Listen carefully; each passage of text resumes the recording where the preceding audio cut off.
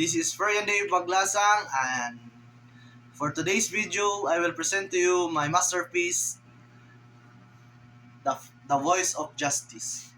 So for today, I will discuss to you the meaning. This artwork are inspired of the work of one of the work of Jose Rizal, the Council of God, and one of the things you can read in the allegory is the crown.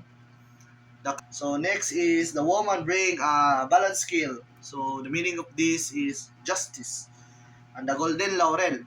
The golden laurel means on symbolize excellence, achievements, and triumph.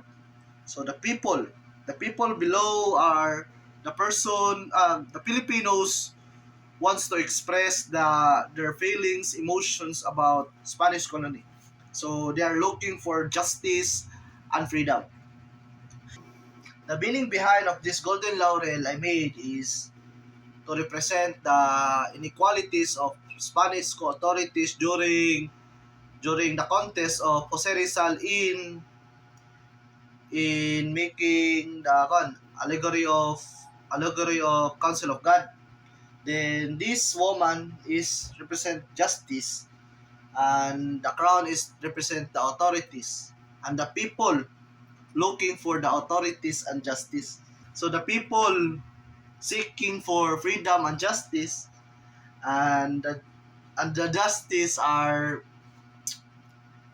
led by the Spanish authorities. So, ano yung meaning na?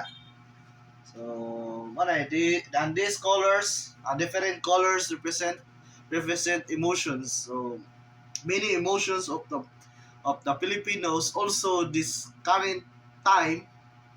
So there are lots of emotions about or feelings about justice and freedom. So even these times we are seeking for justice and freedoms because nagyapon ang corruptions. So thank you guys, hoping you learn something and know the meaning of my art